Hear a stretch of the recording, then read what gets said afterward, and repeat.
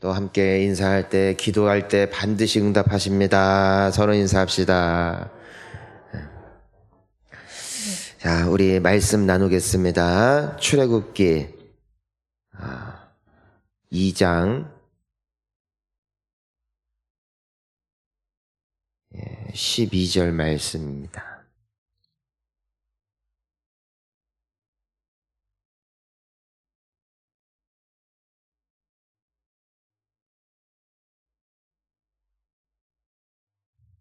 자, 우리 함께 한 목소리로 봉독합니다. 시작.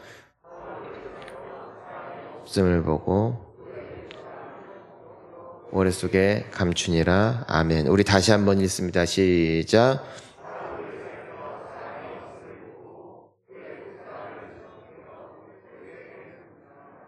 네, 아멘. 자, 우리 다시 한번 기도하겠습니다. 하나님 감사합니다. 오늘 이 새벽에 우리 한 사람 한 사람에게 꼭 필요한 은혜를 부어 주시옵소서. 우리 예수 그리스도의 능력으로 말미암아 우리의 심령이 새로워지게 하여 주시어서 우리 사랑하는 자녀들부터 우리 모든 부모님들과 모든 노년에 이르기까지 주의 성령 안에서 충만한 한 해가 되게 하여 주옵시고, 특별히 우리 사랑하는 자녀들 새로운 이제 학기 시작하며 학년을 시작하면서 새로운 선생님, 새로운 친구들, 또 새로운 모든 환경 가운데 나아갈 때에 우리 주님께서 요셉과 함께 하셨듯이, 모세와 함께 하셨듯이, 다니엘과 함께 하셨듯이 이들과도 함께 하여 주시옵소서. 우리의 기도를 주님께서 지금도 듣고 계신 줄 믿습니다. 기도하는 자를 결단코 실망시키지 아니하실 하나님을 신뢰합니다. 예수님의 이름 받들어 기도하옵나이다. 아멘.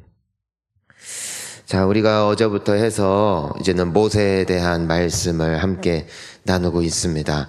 우리 출애굽기 방금 2장 12절 말씀을 봤는데, 지금 어떤 상태냐면은 모세가 장성하여서, 그러니까 원래는 죽을 수밖에 없는 인생, 죽기 위해 태어난 것 같은 존재, 하지만 요게벳의 그 믿음 말입니다. 다른 사람들은 다 유행을 따라, 다른 사람들이 따라가는 풍조를 좇아 죄임을 알면서도, 잘못된 것인 줄 알면서도 그 길을 걸어가 많은 남자아이들이 죽임을 당했지만 이 여인은 누구를 바라보았는가? 하나님을 바라보았다. 그것이 믿음이었다. 이것을 우리가 어제 함께 나누었던 것이죠.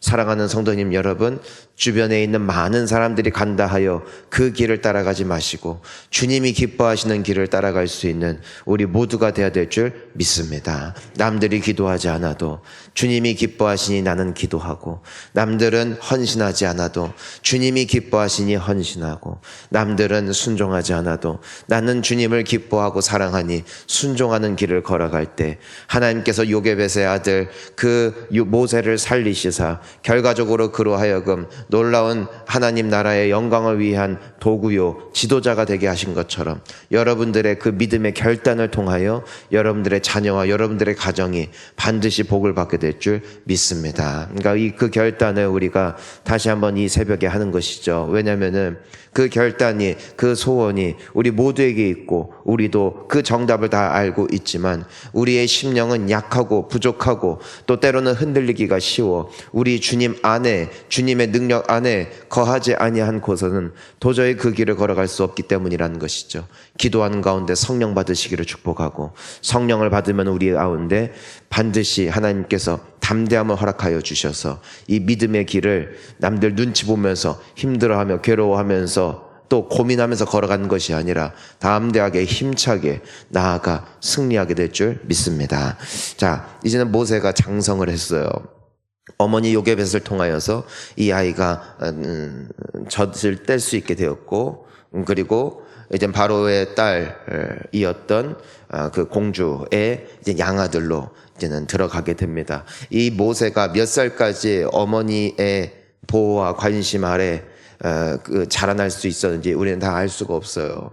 하지만 어느 정도 충분히 장성해서 그 바로의 딸, 그 양자로서 살아가는 데 있어서 어느 정도 손이 더 가지 않을 때까지 이 어머니 요게벳은 모세를 어려서부터 무엇으로 키웠는가? 그 믿음으로 키웠다 이거예요. 믿음으로. 자, 믿음으로 키웠어요. 자, 그리고 이제 세월이 훌쩍 지나간 거예요. 30 몇 년이 지났을 거예요. 뭐 모르겠어요. 몇 살 때 이제는 입양이 됐는지. 하지만 그 바로의 딸도 이 모세를 너무너무 사랑했기 때문에 자기의 아들로 받아들인 상태이기 때문에 아마 10살이 되기 전에 이제 입양이 됐을 것입니다. 이제 시간이 훌쩍 지나서 모세가 몇 살이 되었는가? 40살이 됐어요. 40살. 그러니까 30년도 훌쩍 지난 시간. 자, 그러면은 지금 모세는 어떤 모습으로 자랐을까? 애굽에서 그 이집트에서 말입니다. 모든 왕자들이 받는 특급 교육들을 다 받았다 이거예요. 문무를 겸비해야 되거든요. 문무를. 그러니까 뛰어난 학식과 더불어 또 뛰어난 싸움 기술, 그리고 병법술, 그리고 여러 정치, 또 경제, 또 여러 가지 사회적인 기반, 바로 왕 중심으로 펼쳐졌던 그 이집트의 찬란한 문명을 어떻게 이끌어갈 수 있는 차세대 주자가 될 수 있을지를 그 어린 나이 때부터 철저하게 학습을 했다 이거예요. 그러니까 이 이집트 사람들의 뿌리는 그 모든 그 신앙의 그 뿌리는 여러 신들에게 있거든요. 태양신부터 시작해서 또 바로 왕의 신격화, 그리고 그것으로 인하여 그 통치되었고 확실하게 모든 백성들의 마음을 끌어모을 수 있었던 그 신격화시키는 문화, 그것이 이집트의 문화이니 그 문화에서 그러한 환경에서 평생을 어찌 보면은 그 어렸을 때 나이를 제외한 나머지 모든 인생을 그런 철저한 교육을 받았던 모세의 마음과 사상, 정신은 어찌 보면 이 이집트의 문명에 훨씬 익숙한 사람이었을 거예요. 어찌 보면 남들이 보았을 때 피부색은 조금 다른 것 같고, 하지만 그 억양이라든가 그리고 생각이라든가 대화하는 것을 보면은 영락없는 이집트 사람과 다를 바 없는, 결국에는 이 세속화될 수밖에 없었을 모든 환경이 모세에게 주어져 있었다라는 것이죠. 하지만 오늘 우리가 읽진 않았지만 이 본문 말씀 중에 이 출애굽기 2장 11절 말씀을 보면은 오늘 말씀에 이 배경이 나오는데 우리 한번 읽어보겠습니다. 모세가 장성한 후에 한 번은 자기 형제들에게 나아가서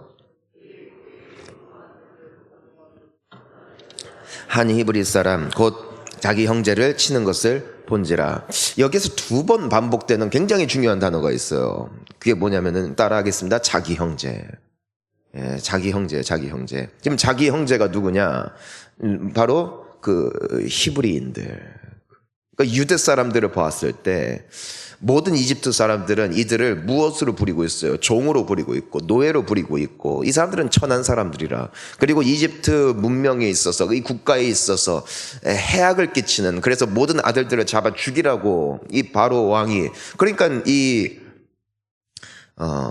어쩌면 요셉에게 있어서는, 모세에게 있어서는 굉장히 이 히브리인들은 천한 사람들일 수밖에 없었죠. 때리고 학대해도 어느 누구도 양심의 가책을 느끼지 않을, 그리고 그들을 죽인다 할지라도 어느 누구도 뭐라고 하지 않을 그 대상이 이 이집트 사람들이 바라보았던 이 히브리 사람들의 정체성입니다. 하지만 모세는 그들을 볼 때 무엇으로 보는가? 나의 형제. 즉 모세는 지금 40살이 되는 이 나이까지 자기 자신이 유대인이요 히브리인이요 하나님 나라의 백성이라는 그 정체성이 흔들린 적이 없었다라는 것이에요. 참 놀라운 것입니다.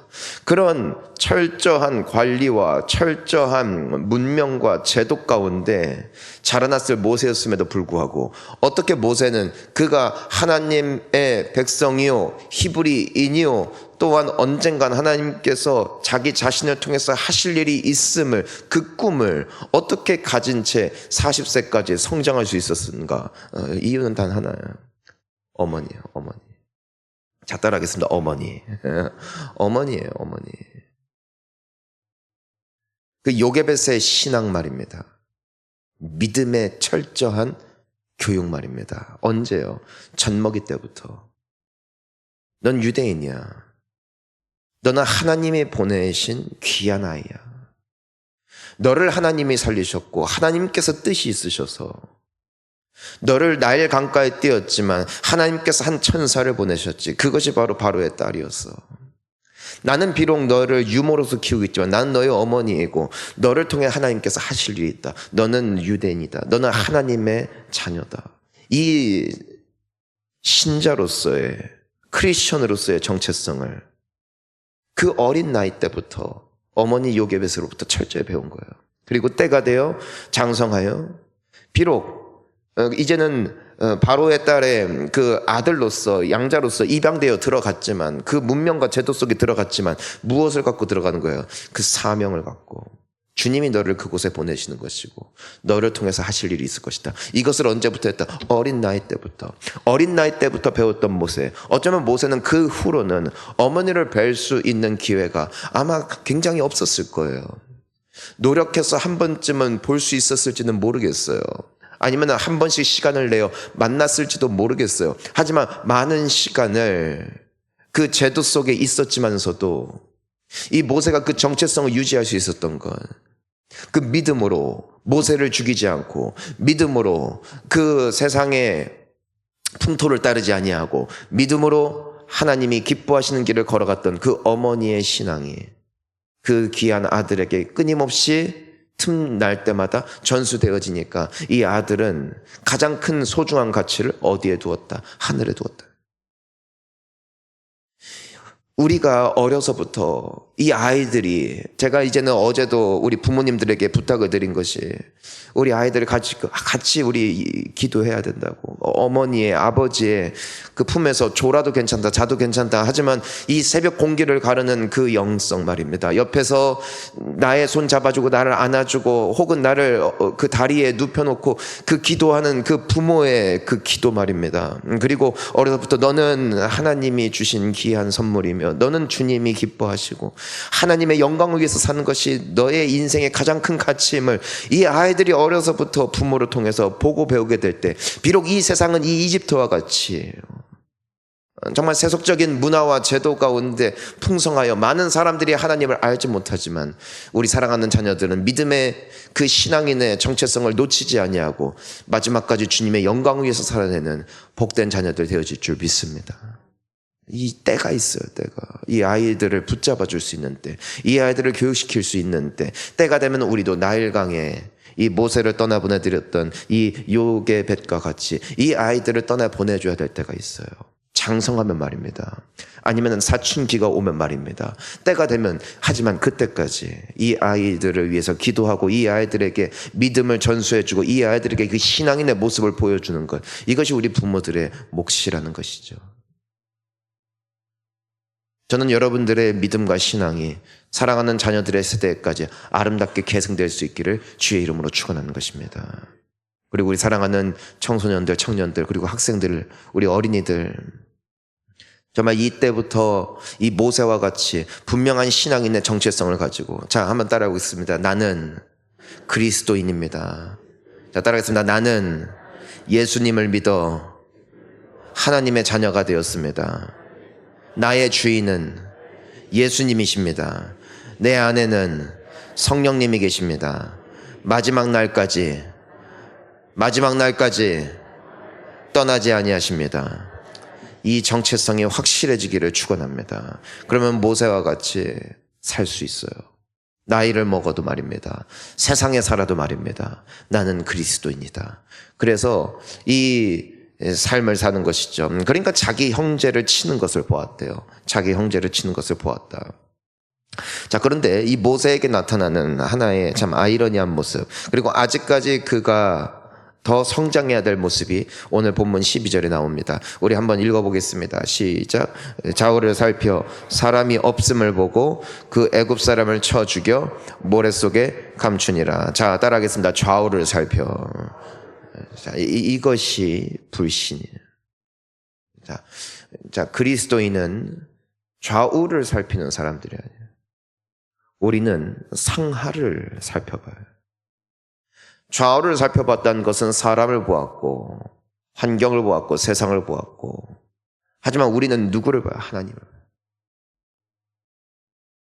하지만 모세의 관심은 뭐에 있는 거예요? 누가 날 볼까?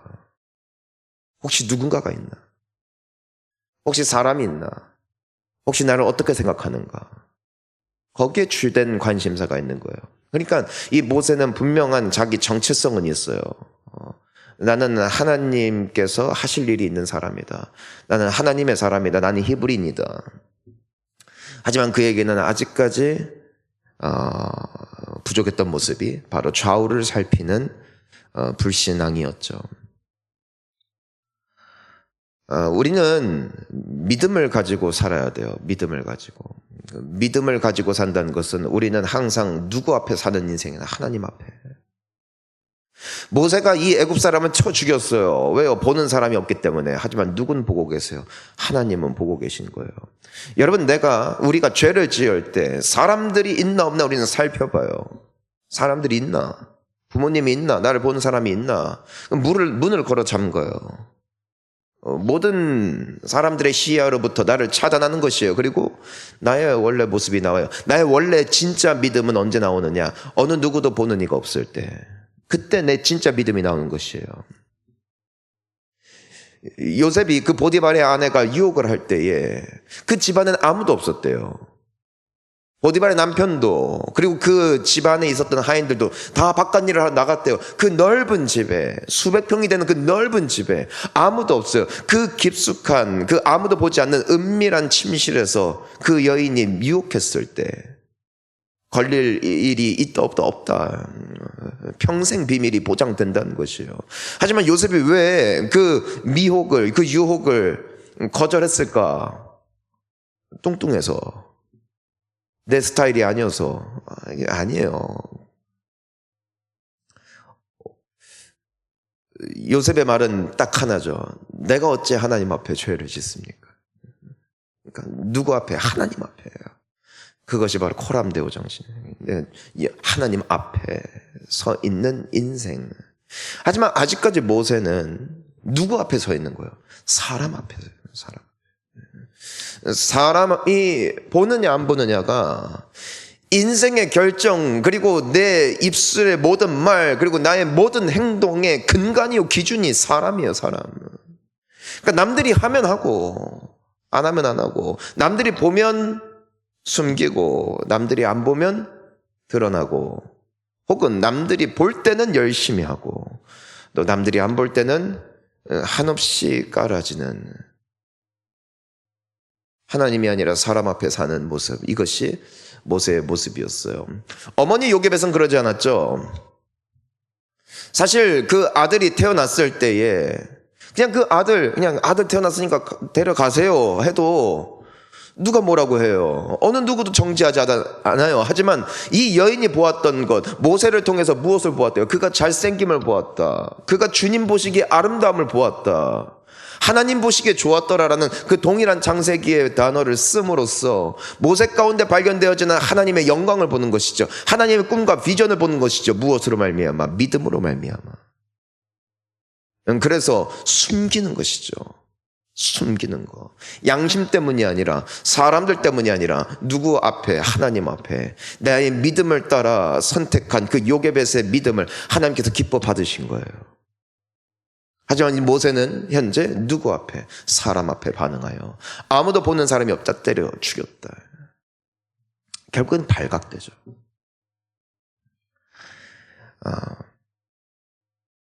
하나님을 바라봐야 돼요. 하나님. 이 새벽을 깨우는 이 기도는 누구를 바라보는 거예요? 하나님을 바라보는 거예요. 우리의 현실과 우리의 상황과 우리의 건강과 우리의 오늘 하루를 생각해 보면은 여러분 이 시간은 자야죠. 잘 자야죠. 푹 자야죠. 하루에 6시간 이상 7시간 이상씩 자서 뇌도 활성화되고 하루 종일 컨디션도 좋고 당연히 현실을 보면은 새벽 기도는 어리석은 일이죠. 하지만 우리는 누구를 바라보고 나오는 것인가? 하나님이에요. 따라합니다. 하나님. 그러니까 하나님 바라보고 가야 돼요. 저는 여러분들의 예배와 여러분들의 기도와 여러분들의 모든 봉사와 여러분들의 오늘 하루가 하나님 앞에 서는 인생 되시기를 주의 이름으로 축원하는 것입니다. 그게 믿음이에요. 여러분 우리가 왜 뒤에서 남 욕 안 하느냐? 누구 때문에? 누구 때문에? 하나님. 따라합니다. 하나님. 자, 우리가 왜 뒤에서 구린짓을 안 하는가? 남들이 보지 않아도 왜 우리는 정직하게 가는가? 내가 진실하기 때문에 아니라 우리는 누구 앞에 사는 사람들이니까? 하나님이에요. 따라합니다. 하나님. 예. 우리가 왜 공부할 때 공부하고 주어진 일을 할 때에 부모님이 보든 안 보든 다른 친구들이 하든 안 하든 왜 나는 여전히 그럼에도 해야 되는가? 교회를 다니니까? 착해야 되니까? 순종해야 되니까? 아니요. 하나님 앞에. 하나님 앞에 사는 거. 하지만 모세는 모르겠어요. 그 정체성은 남아있지만 아무래도 환경이다 보니까 이런 깊은 신앙까지는 생각할 수 없었겠죠. 그러니까 사람. 그것이 바로 모세에게 있는 이중성이죠. 하나님 나라의 백성이라는 정체성과 더불어 또 세속적인 교육을 통하여 어느샌가 물들어버린 사람을 의식하는 삶. 그것이 모세의 모습이었습니다. 사도행전 7장 23절부터 보면은 모세의 이 상황을 이렇게 기록하고 있어요. 한번 읽어볼까요? 나이가 40이 되매 그 형제 이스라엘 자손을 돌볼 생각이 나더니 한 사람이 온통한 일 당함을 보고 원수를 갚아 애굽 사람을 쳐 죽이니라. 그는 그의 형제들이 하나님께서 자기의 손을 통하여 구원해 주시는 것을 깨달으리라고 생각하였으나 그들이 깨닫지 못하였더라. 아멘. 자, 모세가 40살이 되니까 왜 전에도 자기 형제들이 그렇게 맞는 것을 보았음에도 놔뒀어요. 하지만 40살이 됐을 때 모세 스스로가 생각한 거예요. 자, 따라하겠습니다. 스스로. 예, 스스로가 제일 무서운 거예요. 40살 정도 됐고 문무를 겸비했고 이젠 40살 정도 됐으니까 애티도 벗었고 영향력도 있고 그러니까 무슨 생각을 한 거예요? 이제 하나님이 나를 통해 일하실 거야. 근데 응답입니까? 스스로입니까? 스스로라고. 여러분, 우리 신앙인들은요, 응답받고 가는 거예요. 기특한 선택, 기특한 결정을 하나님이 받으시지 않았어요. 모세는 혈기가 앞섰어요. 용기가 앞섰어요. 이젠 내가 이들을 도와줄 수 있겠다. 이젠 내가 이들을 살려줄 수 있겠다. 하지만 여기는 뭐가 없어요? 기도가 없어요. 여기에는 하나님을 의지함도 없어요. 내가. 이런 교회가 무너질 때가 있어요. 무엇이 주가 될 때? 내가 주가 될 때. 기도가 없어요. 하지만 스스로 기특한 마음을 가지고 그래 내가 우리 교회를 한번 살려봐야겠다. 내가 한번 전도를 해봐야겠다. 스스로 말이야. 스스로. 내가 중심이 될 때 하나님은 거부하십니다. 주님은 우리의 잘남과 뛰어남을 통해서 일하시는 분이 아니라 순종하는 자를 통해 일하시고 하나님을 의지하는 자들에게 세임 주시는 분이십니다.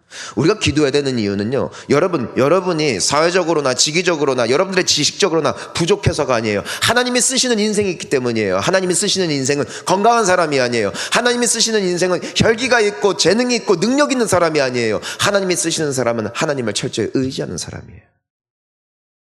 그러니까 기도하는 거예요. 기도할 때 우리가 왜 엎드려서 주님 앞에 벅벅 기면서라도 내가 졸면서라도 주님 앞에 나와야 되는 이유, 주님 내가 이토록 당신을 의지합니다라는 것을 내가 표현하는 것이죠. 하나님은 겸손한 자들을 통해 일하십니다.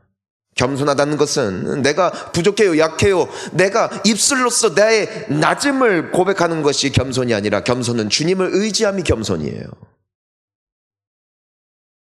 결국 겸손과 기도는 함께 가는 것이죠. 기도하지 않으면 망하는 거예요. 근데 모세는 뭐가 앞선 거예요?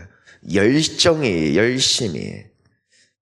이때가 바로 하나님께서 그를 광야로 내모시는 타이밍이었어요. 자, 40년간 준비됐어요.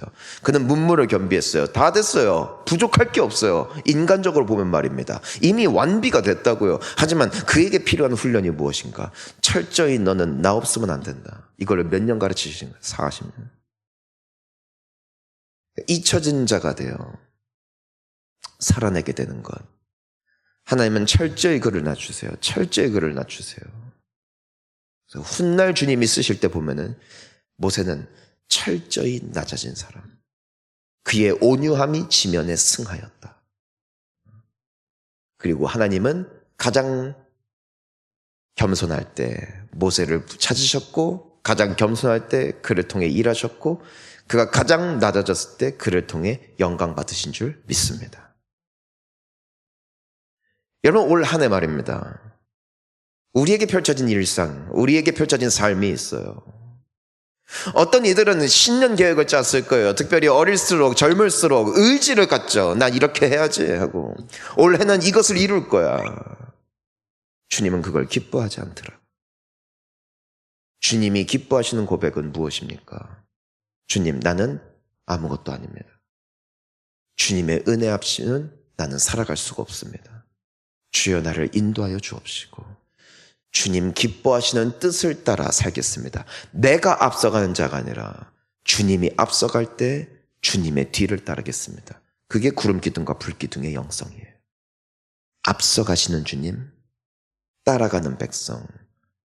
그때 광야에서 죽지 않듯이 주님이 앞서가실 때 주님의 뒤를 따라가고, 주님이 멈추실 때 함께 멈추고, 주님이 돌아가자 하실 때 함께 돌아가는, 내가 없는 거예요. 내 안에는 오직 예수 그리스도. 나는 죽고 예수로 사는 인생. 나는 십자가에 박혀 죽고 주님과 함께 사는 인생. 이것이 신앙이고, 이것이 믿음이고, 이 길 끝에 축복의 땅이 기다리고 있음을 믿습니다. 사랑하는 성도님 여러분, 오늘 이 새벽을 통하여서 우리의 모든 결단, 우리의 모든 의지를 주님 앞에 내려놓읍시다. 주님께 기도합시다. 그리고 주님께 구합시다. 겸손히 말입니다. 주님이 때가 되면 쓰실 것이고, 때가 되면 영광 받으실 줄 믿으며, 오늘도 간절히 기도함으로 주님 앞에 우리를 낮추고 우리를 버리고 오직 주님만이 주 되시는 이 새벽에 영성될 수 있기를 예수님의 이름으로 축원합니다. 우리 이 시간 함께 기도하겠습니다.